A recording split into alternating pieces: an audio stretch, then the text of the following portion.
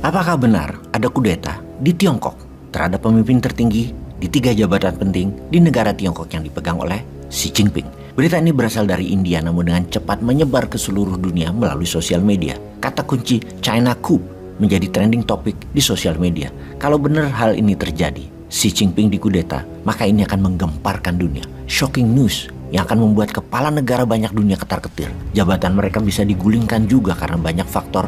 Salah satunya faktor ekonomi yang dimanapun saat ini rakyat lagi susah dan mahal barang-barang di pasar.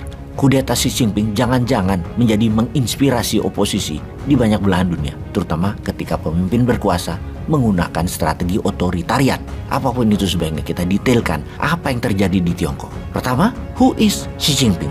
Xi menjadi pemimpin tertinggi Partai Komunis Tiongkok pada tahun 2012 atau jabatan tersebut dikenal dengan jabatan Sekretaris Jenderal PKT Partai Komunis Tiongkok. Juga di tahun 2012, Xi Jinping menjadi Ketua Central Military Commission yang membawahi tentara Tiongkok, PLA, People Liberation Army. Kemudian dirinya menjadi Presiden Tiongkok di tahun 2013. Xi Jinping memegang 3 kekuatan kunci Tiongkok: Partai Komunis, Tentara, PLA, dan Presiden Tiongkok. Di tahun 2013, Xi Jinping punya kebijakan memberantas korupsi, memberantas para koruptor. Banyak yang dihukum mati karenanya. Dan bersama dengan hal itu, dia membungkam lawan politiknya dengan tuduhan korupsi. Sebuah taktik pintar dari Xi Jinping. Di sini awal dari banyak yang tidak suka dengan Xi Jinping di kalangan elit Tiongkok. Siapa lawan politiknya?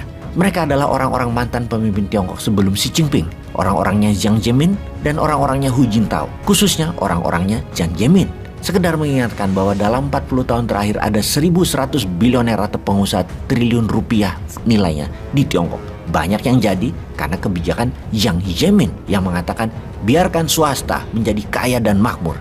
Mereka juga patriot. Dan kemudian dengan kemudahan serta kebijakan Jiang Zemin tersebut membuat banyak pengusaha Tiongkok menjadi bilioner tingkat dunia. Salah satunya Jack Ma. Pengamat bahkan menyimpulkan langkah Jiang Zemin lah yang membuat swasta Tiongkok menjadi pemain dunia, di mana Xi Jinping selama menjadi pemimpin dalam negerinya tidak terlalu dibangun, malahan membatasi. Xi memang berambisi menjadi raja dunia. Ini akan kita jelaskan panjang sesungguhnya dan pasti Bosman akan urai demi para sahabat mengerti cara bernegara. Bagaimana nanti kita bisa tiru apa yang seharusnya dilakukan di dalam negeri Indonesia. Bagaimana misalnya dulu di Tiongkok Deng Xiaoping dan Jiang Zemin dan menaklukkan dunia ala Xi Jinping. Kita harus pelajari supaya kita paham. Sebagian langkah Tiongkok ini pantas Indonesia tiru. Juga di sisi Amerika untuk menjadikan Indonesia itu polisi dunia. Apa yang akan dimainkan strategi kelas dunianya. Ini akan new mind modifikasi untuk Indonesia Raya, Jaya, Ijo Royo Royo. Kita kembali ke apa yang terjadi di 22 September 2022 yang membuat rumor Xi Jinping dikudeta. Xi Jinping selama 1000 hari sejak sebelum Covid belum pernah keluar negeri, di mana yang terakhir adalah ke Italia dan ke Prancis Maret 2019, dan sejak saat itu belum pernah keluar negeri atau belum pernah keluar Tiongkok, di-seal di dalam negeri. Hebat ya, seakan-akan tahu virus Wuhan memang akan mendunia sesaat lagi. Lalu kemarin pada tanggal 14 hingga 16 September 2022, Xi Jinping melakukan perjalanan politik luar negerinya ke negara sentral Asia, Kazakhstan, untuk menghadiri SCO Summit. Kita jelaskan apa itu SCO Summit.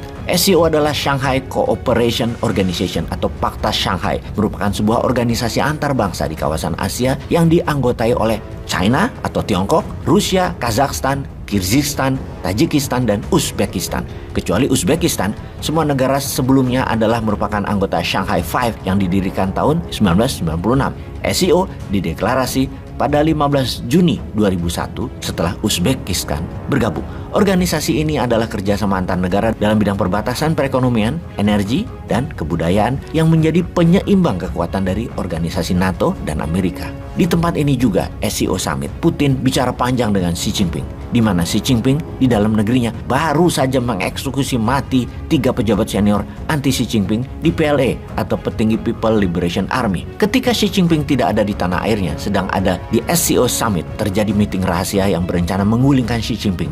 Terjadi di Politbiro PKT Partai Komunis Tiongkok. 16 September, sebelum acara summit selesai, Xi Jinping bergegas balik ke Tiongkok. Setibanya di airport, Xi Jinping disambut sejumlah pasukan militer, dan sejak saat itu kejadiannya tidak jelas apa yang terjadi terjadi di Tiongkok. Dalam beberapa hari setelahnya, 65% keberangkatan pesawat di-cancel dan ini menjadi tanda tanya besar. Hingga saat ini belum ada jawabannya. Apa yang terjadi? Mengapa pesawat banyak yang di-cancel perjalanannya? Apakah Xi Jinping jadi tahanan rumah yang dilakukan oleh lawan politiknya? Atau dia diselamatkan oleh pendukungnya? Ada gerakan menarik di tanggal 22 September yaitu konvoi militer ke Beijing dengan panjang puluhan kilometer. Ada apa lagi ini? Ada hal yang perlu diperhatikan. Sehari sebelumnya pada tanggal 21 September dalam pertemuan penting di Central Military Commission kemarin, sosok Xi Jinping tidak ada.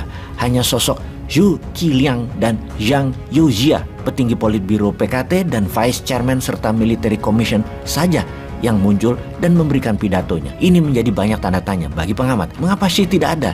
Di mana sejak pertama kali dirinya menjabat di tahun 2013 hingga saat ini, dirinya selalu ada dalam rapat tersebut yang merupakan bagian dari Kongres Partai Komunis Tiongkok sebentarnya. Bulan September 2022 akan ada Kongres Partai Komunis Tiongkok di mana Xi Jinping diagendakan akan menjadi Presiden Tiongkok periode ketiga. Setelah Kongres tersebut, di mana Xi Jinping di tahun 2018 membuat keputusan bahwa tidak ada batasan jabatan Presiden Tiongkok, bisa seumur hidup selama Kongres Partai Komunis seseorang diputuskan menjadi presiden. Xi Jinping mendesain dirinya untuk ketiga kalinya menjabat Presiden Tiongkok. Apakah benar ada kudeta atau tidak? Indonesia harus waspada. Jangan hanya terinspirasi untuk terus menjabat, buat rakyatnya juga harus ada. Juga buat negaranya Indonesia harus ada. Menjadi negara nomor 1 di dunia di tahun 2045.